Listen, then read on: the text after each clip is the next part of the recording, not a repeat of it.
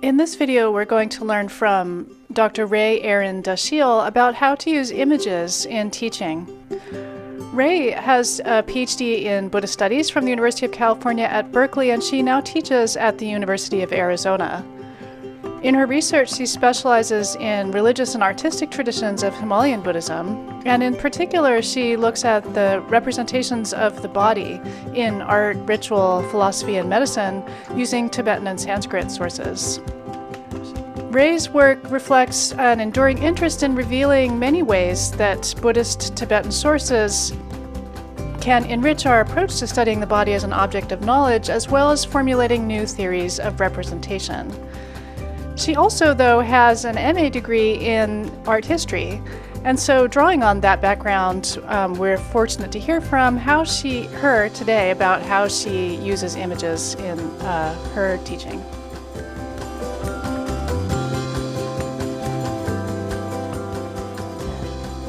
Greetings. I'm Ray Dachille. I'm a professor of religious studies and East Asian studies here at the University of Arizona. And I'd like to talk with you a little bit today about how I use images in the classroom. So just a little bit about myself. Actually, I have a master's degree in art history. So I've found that over time, images have very much inspired my own research questions, but also my learning process. So I found very much that I'm a visual learner, and I do my best to use that to my advantage and also use that knowledge to help students. So there's a great deal of pedagogical research that shows that images are really helpful for students, for example, in remembering information when coupled artfully with text. And so I use my own experience together with that kind of research to implement images as an active part of the learning process. So some of the ways in which I use images are to spark curiosity, also as mnemonic tools, and to engage critical thinking skills. And this is one of the most important ways in which I use images, and the one I'll really focus on today in the exercise I'm going to share with you, an exercise that I use with students in my Tibetan Buddhism course. I also find that students are much more eager to jump in and start a conversation around images than around text. And so at the beginning of class, if I put up a slide with a quotation from the reading, oftentimes students will be a little bit shy about jumping in. Even if they have prepared, they may feel like they didn't quite understand what it meant. So oftentimes as a conversation starter, I often find that images are very useful, beginning with free association and then becoming more detailed in responding to precise prompts around the images. Also, cultivating close reading skills. So those of us who teach courses in Buddhist studies are oftentimes working with primary sources, works in translation, and students may be quite reticent about working with texts like these, particularly if they don't have much experience with primary sources. And so I actually find that images provide a great way of developing the skills that will later become really useful for students in close reading of primary source texts. So just to contextualize the exercise I'm going to be talking about, it's something I use in the first unit of my Tibetan Buddhism course, a unit entitled Searching for Shangri-La, Cutting Through Our Illusions About Tibetan Buddhism. So I show this image of the Bodhisattva Manjushri and ask why would it be that Manjushri would be wielding this terrifying sword if he's a compassionate bodhisattva of wisdom. And so I talk about the ways in which the sword symbolizes the cutting away of ignorance, and how in this first unit of the course, that's precisely our objective, is to uproot the assumptions we have about what Buddhism is, what Tibetan Buddhism is, and even answers to a very basic question like, where is Tibet, as I'll show. And so this is a nice moment of confluence between the Buddhist pedagogical aim and the aim that we have in our classroom of kind of debunking Orientalist and sometimes flawed pop cultural myths about Tibet and Buddhism. And so I begin with this very basic question, where is Tibet? And it's a question I return to several times in the course, and a question which students will see has many answers. So perhaps Tibet is the Tibetan Autonomous region. Perhaps Tibet for some is China. For some, Tibet may be within the imagination or within memory. And Tibet can also be defined in terms of the diaspora. So in this unit, I introduced the concept of diaspora, the movement of people of any nation or group away from their own country, just the technical definition, and the Greek root of scattering across. And this image on the right by Gonkar Gyatso, a contemporary Tibetan artist, who I'm going to be focusing on in the exercise actually, really expresses in a really nice way this sense of scattering. So this image dissected Buddha sparks curiosity typically about Gonkar Gyatso.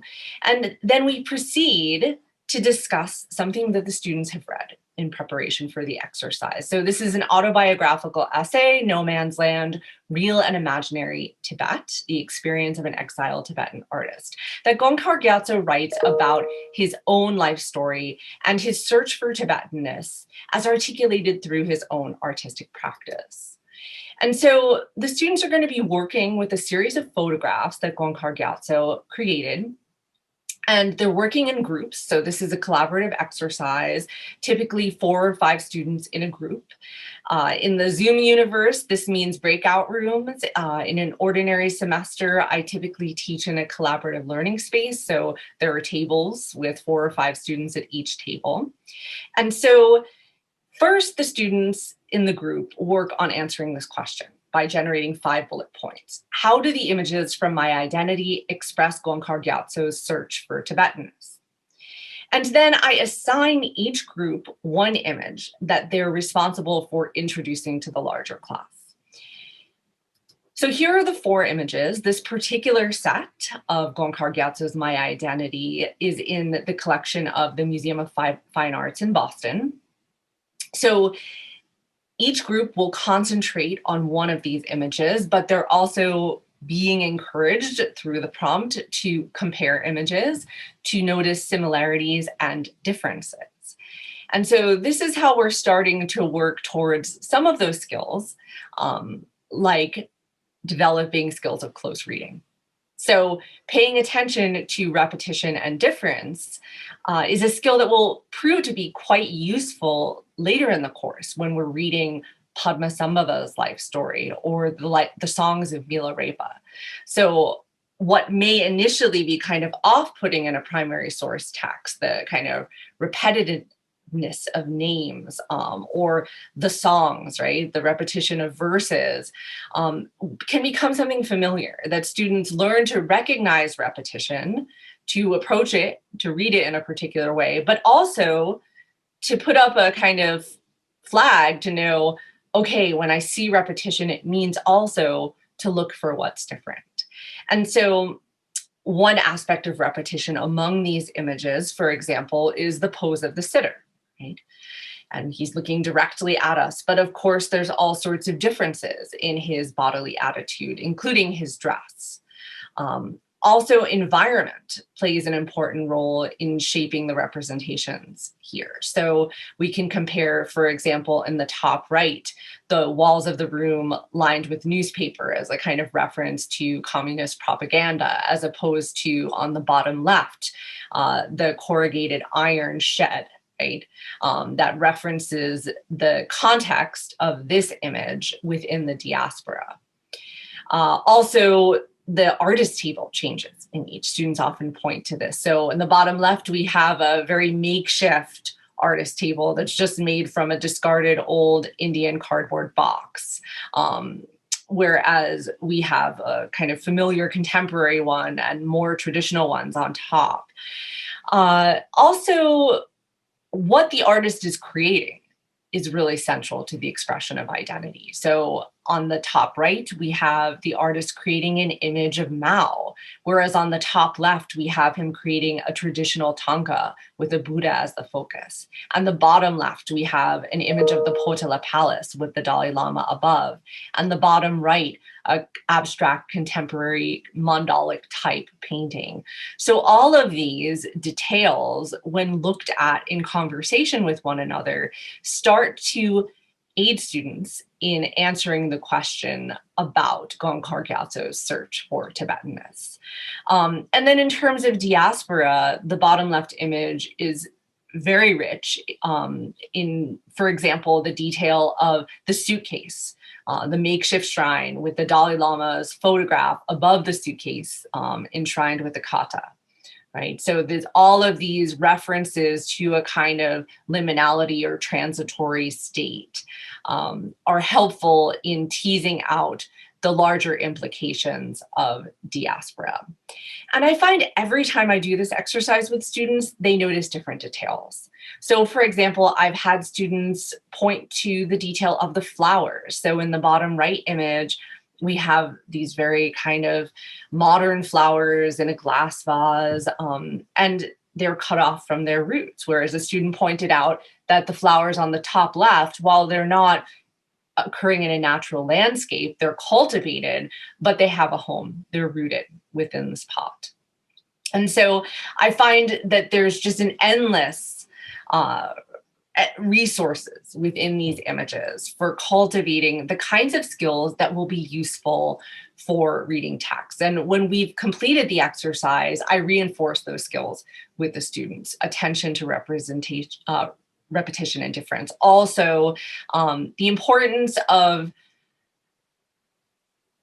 articulating your response to a prompt. For example, the question of the search for Tibetanness, what is Tibetanness, through concrete details, right? So rather than just generalizing, pointing to something and saying, oh, well, actually, the top right image, the image of Mao, points to the artist's identity as a child growing up in communist China and a kind of distancing from Tibetan religious roots or what have you. So pointing to concrete details and building out from there, noticing repetition and difference, and also noticing many different responses to a question, like on the personal scale, who am I? And on a larger scale, where is Tibet? So just to review, the ways in which I've discussed using images in the classroom with you today are to spark curiosity as mnemonic tools, to engage critical thinking skills, to encourage discussion, and finally, to cultivate close reading. I hope that you've found this illuminating and that you'll have some image-rich conversations with your students to come. Thank you so much.